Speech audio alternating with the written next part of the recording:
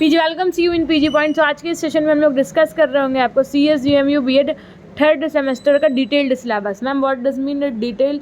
Detail का मतलब जैसे आपका जो भी सब्जेक्ट होगा उसमें कौन सी यूनिट आनी है, उसके बाद में उन यूनिट्स के अंतर्गत कौन से चैप्टर आने हैं, कितने आपके प्रैक्टिकल होने, कितने नंबर इस बार आपको वाइवा में मिलेंगे, कितने नंबर आपको जो है ऐसे हैं जो खुद स्कोर कर सकते हैं। ये सब चीज़ें हम इस वीडियो में आज डिस्कस करेंगे। होप्स हो कि आप सेशन के अंत तक जुड़े रहेंगे।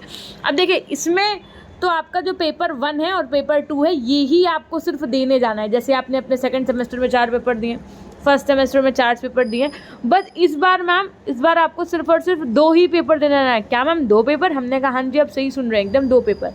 पहला पेपर होगा आपका स्कूल मैनेजमेंट एंड लीडरशिप का। किसका?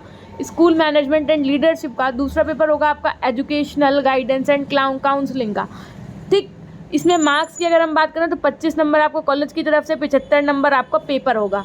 ठीक है मैम, 75 नंबर का ऐसे तो सेकंड सेमेस्टर में भी लिखा था, लेकिन क्वेश्चन पेपर जब हम लोगों ने देखा तो वहाँ पर 80 नंबर के क्वेश्चन थे और 20 नंबर का प्रैक्टिकल के नंबर दिए जाते हैं। हमने कहा ऐसा भी हो सकता है, कुछ कहा नहीं जा सकता है, लेकिन ऑफिशियली जो अभी तक लॉन्च हुआ है वो यही है। लेकिन अगर ऐसा होगा तो आपका भाई 20 नंबर का प्रैक्टिकल हो जाता है, 80 नंबर का जो है आपको क्वेश्चन करने होते हैं पेपर टाइम पे। ठीक है, तो बस इतना अंतर होता है। खैर, ये तो हो गई बात। तो फिर मैम बाकी का कैसे रहेगा सेमेस्टर? हमने कहा बाकी देखिए, आपकी इंटर्नशिप होगी इस बार 16 वीक्स की, यानी कि लगभग आप ये मान लो मॉर्निंग असेंबली जिसमें आपको अटेंडेंस रजिस्टर, टीचर की diary, continuous and comprehensive evaluation, ये सब पूरा आपको टीचिंग में करना होगा। टीचिंग पता है कितने नंबर की है? टीचिंग होगी आपकी 100 नंबर की। अब ये 100 नंबर में आप कितना बढ़िया स्कोर कर पाते हो डिपेंड करता है, क्योंकि इस बार देखिए, इस बार जो आपके थर्ड सेमेस्टर के पूरे मार्क्स हैं वो किस पे डिपेंडेंट है? वो आपके प्रैक्टिकल और वाइवा पे डिपेंडेंट है, ये याद रखिएगा। क्योंकि आपके पास मैक्सिमम नंबर सिर्फ और सिर्फ कितने हो सकते हैं? 80 नंबर का ये पेपर हुआ तो आप ये मान लीजिए कि 160 नंबर की ही आप सिर्फ क्वेश्चंस को अटेंड कर पाएंगे पेपर टाइम पे, है ना। बाकी सब तो आपका प्रैक्टिकल और वाइवा और टीचिंग में जा रहा है नंबर। देखिए 100 नंबर की तो आप ये टीचिंग मान लोगे, और ये 20-20 नंबर का हुआ तो 40 नंबर का तो आपको मान लो ये सब प्रैक्टिकल वाइवा में चला गया। उसके बाद में आपका फील्ड वर्क होता है। फील्ड वर्क में क्या होता है? जैसे विजिट टू एंड, जैसे क्या होता है ना कि RTE आपने सुना होगा एक्ट, है ना, उसके तहत विजिट करना होगा आपको इंस्टीट्यूशंस में जा कर के। वहाँ पर आपको देखना होगा कि समावेशी शिक्षा के तहत जो एजुकेशन है वो दी जा रही है कि नहीं बच्चों को, जिसमें आपको ना ग्रेड्स मिलेंगे A to E तक, है ना। जिस हिसाब से आपकी रिपोर्ट बनेगी, चीज़ें बनेंगी, उस हिसाब से आपको उसमें ग्रेड्स मिलेंगे A B C D E में से, है ना। फिर देखिए पार्ट 4 में आपको प्रोफेशनल डेवलपमेंट के अंतर्गत music, drama, craft, yoga and other relative activities करवाई जाएंगी, जिसमें आपको A to E से ग्रेड मिलेगा। उसके बाद में जो आपकी फाइनल टीचिंग लगेगी, जैसे आपके सेकेंड सेमेस्टर में एक माइक्रो टीचिंग हुई थी, अब जो आपका ये थर्ड सेमेस्टर है इसमें जो आपके पेडागोजी सब्जेक्ट्स का आप जैसे पेपर दे करके आए हो, तो अब इन्हीं सब्जेक्ट्स से संबंधित आपकी टीचिंग लगेगी। जैसे मान लीजिए मैथ्स पेडागोजी थी, तो आपकी जहाँ टीचिंग लगेगी आपको वहाँ पे मैथ्स पढ़ाना होगा, या आपका जो भी सब्जेक्ट रहा होगा पेडागोजी का उससे संबंधित आपकी टीचिंग लगेगी, जिसमें आपको 50-50 नंबर यहाँ मिलेंगे।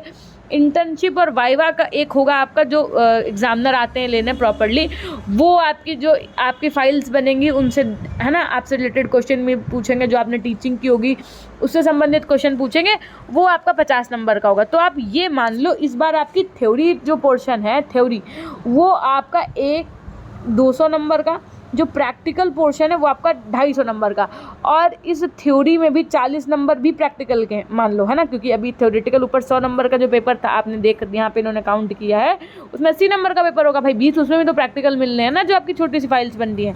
तो ये मान लो आप 290 नंबर इस बार लगभग पूरे आपके किससे संबंधित है? यही प्रैक्टिकल, वाइवा, टीचिंग, इन सब से संबंधित है। तो इसलिए जो भी आपका ये सारी टीचिंग्स वगैरह हैं इनको आप अच्छे से करिएगा। अब ज़रा हम आपको बता देते हैं जो आपका पेपर 1 और पेपर 2 है इसका क्या डिटेल्ड सिलेबस रहने वाला है। देखिए, तो सबसे पहले हम लोग बात कर रहे होंगे स्कूल लीडरशिप एंड मैनेजमेंट की। पेपर 1 जो होने वाला है आपका, इसमें आपको क्या करना होगा तो देखिए हम आपको बताते हैं। जो आपकी यूनिट है हम उनको डिस्कस करेंगे। यूनिट 1 है आपकी एजुकेशनल लीडरशिप, जिसके अंतर्गत कि भाई इसका क्या मतलब होता है, इसके क्या कार्य होते हैं, इनके क्या प्रकार होते हैं, ये सब आपको पढ़ाया जाएगा। उसके बाद में इसकी क्या इंपॉर्टेंट होती है, क्या इनके क्वालिटीज़ ऑफ इफेक्टिव लीडर जो होता है उसकी क्या गुण होते हैं, ये लीडरशिप के कुछ थ्योरीज़ हैं उनके विषय में आप पढ़ेंगे। Ethics and etiquette in educational leadership, steps for the development of effective educational leaders, ये पढ़ेंगे। देखिए अगर आप चैनल पर नए हैं तो चैनल को सब्सक्राइब करके बेल आइकन प्रेस कर दीजिएगा। अगर अभी तक आप हमारे टेलीग्राम चैनल से नहीं जुड़े हैं तो पीजी पॉइंट टेलीग्राम चैनल से जुड़ जाइएगा और ऐप पीजी पॉइंट का ज़रूर इंस्टॉल कर लीजिएगा। अगर आपको ये डिटेल्ड सिलेबस चाहिए तो आप हमारे पीजी पॉइंट टेलीग्राम चैनल से जुड़ जाइए, वहाँ मैं आपको ये डिटेल्ड सिलेबस शेयर कर दूँगी, ठीक है। अब देखिए ज़रा बाकी, या तो आप स्क्रीनशॉट भी ले सकते हो। Steps for the development of effective educational leaders है, ठीक। यूनिट 2 है आपकी एजुकेशनल एडमिनिस्ट्रेशन एंड स्कूल्स की, ये आपका पेपर 1 की यूनिट 2 की हम बात कर रहे हैं। उसके बाद में फिर देखो ज़रा यूनिट 3 आपकी एलिमेंट्स ऑफ स्कूल मैनेजमेंट, जो स्कूल मैनेजमेंट होता है उसके क्या तत्व होते हैं, जैसे दी स्कूल क्लाइमेट कैसा होना चाहिए, क्या प्रिंसिपल टाइम टेबल होना चाहिए, ये सब चीज़ें। फिर उसके बाद में देखिए यूनिट 4 है आपकी एजुकेशनल एडमिनिस्ट्रेशन एंड सुपरविज़न की। नेक्स्ट इसी में आपको देखो जो प्रैक्टिकल नंबर मिल रहे हैं ना 80 में से, उसमें आपके 5 नंबर क्लास अटेंडेंस के होंगे, 10 नंबर आपके मिड टर्म के होंगे, है ना, जो मिड टर्म एग्जाम होते हैं उनके, और 10 नंबर आपका जो असाइनमेंट्स बनते हैं जो टीचर्स बनवाते हैं उनके होंगे। नेक्स्ट देखिए ज़रा पेपर 2 की अगर हम बात करें, पेपर 2 है आपका गाइडेंस एंड काउंसलिंग का। गाइडेंस एंड काउंसलिंग की अगर मैं बात करूँ तो आपका जिसमें कि यूनिट 1 है आपकी गाइडेंस की, देन आफ्टर देखिए यूनिट 2 है आपकी गाइडेंस सर्विस की, जिसके अंतर्गत आपको essential guidance service, information individually, inventory, placement services पढ़ना होगा। साथ में follow up, counselling and remedial services, organisation of guidance service in schools और इवैल्यूएशन ऑफ गाइडेंस सर्विसेज, ये सब आपको यूनिट 2 में पढ़ना होगा। वहीं यूनिट 1 की अगर हम बात करेंगे तो concept, nature, meaning, scope, function of guidance, relationship between guidance and counselling, principle and procedure of guidance, major areas of guidance, educational, personal and vocational needs and needs of guidance at different levels, ये सब चीज़ें आपको पढ़ने होंगे। बिल्कुल भी tension नहीं लीजिए, जैसे हम आपके साथ फर्स्ट और सेकंड सेमेस्टर में साथ दिए हैं, परेशान होने की ज़रूरत नहीं। थर्ड सेमेस्टर में तो 2 ही सब्जेक्ट पढ़ाने, बहुत आराम से आपको हम कवर अप करवाएंगे, पूरी बुक पहले पढ़ाएंगे, ठीक है। पहले हम आपको पूरी बुक पढ़ाएंगे, जैसे ही हम इसका टाइम टेबल लॉन्च करेंगे आप हमारे टेलीग्राम चैनल से जुड़ जाइएगा, आपको मैं टाइमिंग बता दूंगी, और रोज़ चैप्टर वाइज एक कोना पढ़ लेंगे इस बार, क्योंकि 2 ही पेपर होने हैं, तो इतने अच्छे से पढ़ेंगे कि इस बार बहुत अच्छे मार्क्स आ जाएं आपके। तो पहले हम बुक पूरी कवर करवाएंगे, उसकी आप टेंशन नहीं लीजिएगा। तीसरा क्या है आपका काउंसलिंग है, जिसमें आप कॉन्सेप्ट पढ़ेंगे, नीड भाई की क्या नीड होती है, क्या इसका मीनिंग होता है काउंसलिंग का, प्रिंसिपल्स क्या सिद्धांत होते हैं, है ना।